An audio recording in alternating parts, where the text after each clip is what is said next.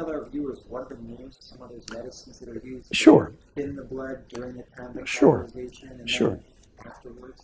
Yeah, so the intravenous blood thinner that's most commonly used for heart attacks is called heparin. And it's actually a natural product. It occurs in our body. It's actually made, from animal products, from cows or pigs when the animals are slaughtered for eating.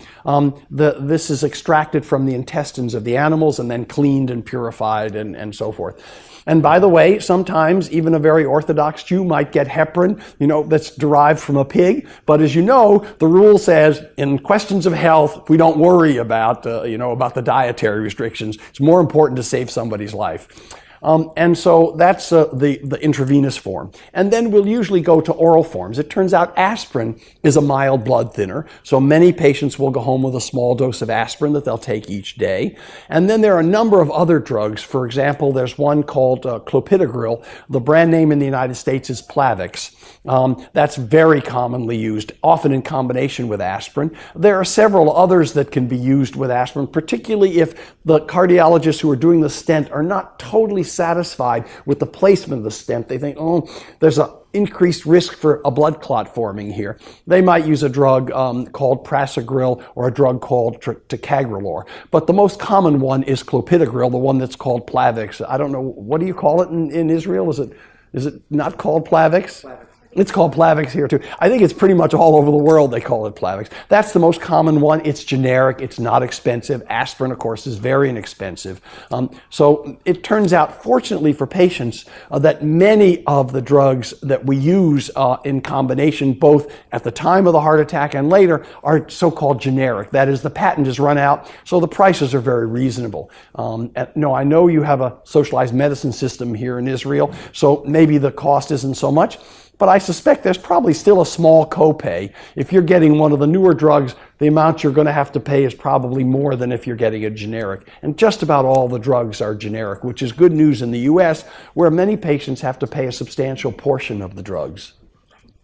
Okay, very interesting. So it sounds like the medications that they use before the heart attack or during the heart attack when it's being treated in the hospital are often the same ones as are used after the heart attack when a person goes forward to do that very important prevention of another heart attack. Yeah. And that's mainly aspirin, Correct. Plavix.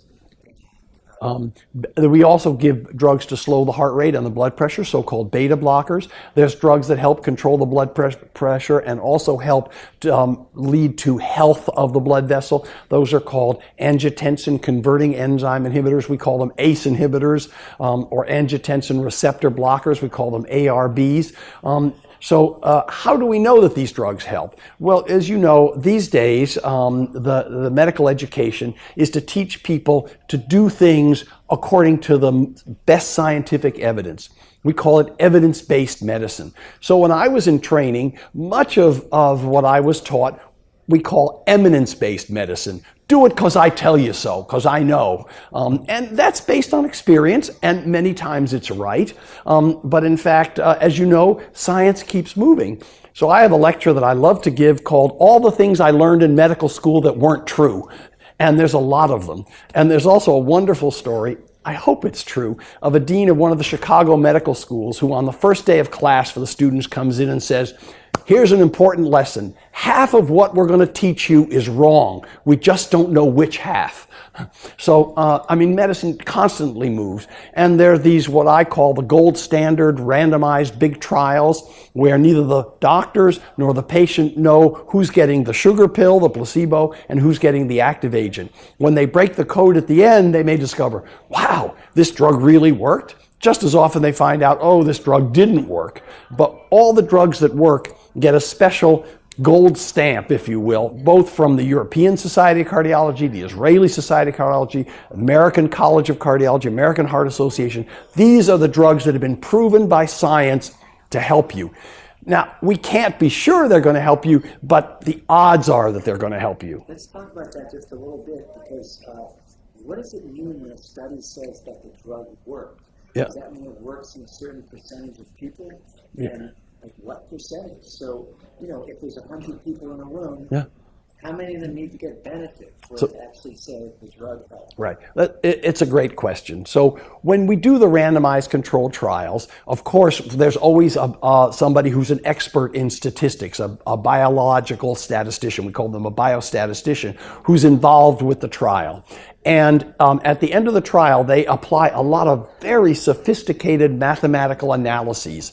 And you can predict, yes, it is likely that more patients benefited in this than did not benefit. But it isn't 100%. No drug benefits 100% of the people. So it would be a good drug if it benefited 55% or 60% of the people, and 45% it didn't benefit. Now, sometimes we can predict who's more likely to benefit because when they look at the trial, they say, oh, this drug was better in people with X or Y or Z. But again, what it really is like, Andrew, it's a horse race. So you go out to the track, you take your money, you can bet on the 100-to-1 long shot. That means the horse has one chance in 100 of winning, or you can bet on the 2-to-1 favorite, right? Well, I always tell my patients, bet on the 2-to-1 favorite, because betting on the 100-to-1 long shot, you're probably going to lose your money. And it's the same thing with the randomized trial. It says that there is a good chance that you'll be the favored horse if you take this drug. But it's not a guarantee, because sometimes, as you know, the favorite loses, but we can't know that before the horse race. So it's a very nice overview of how we treat and keep. Yeah. And by the way, we do that throughout medicine because the randomized trials are there for liver disease. They're there for ulcer disease. So that we always take this and we tell the patients, this medicine has been shown to be effective to help you. I can't guarantee you it's going to help you, but it makes you the favored horse as opposed to the long shot. You want to keep smoking, you want to eat horrible foods, you want to get fat and don't exercise, you're making yourself the 100-to-1 long shot to win the race. If you do all the things we talk about, you're making yourself much more likely to win the race. Or as I say, be around to see your grandchildren graduate from high school.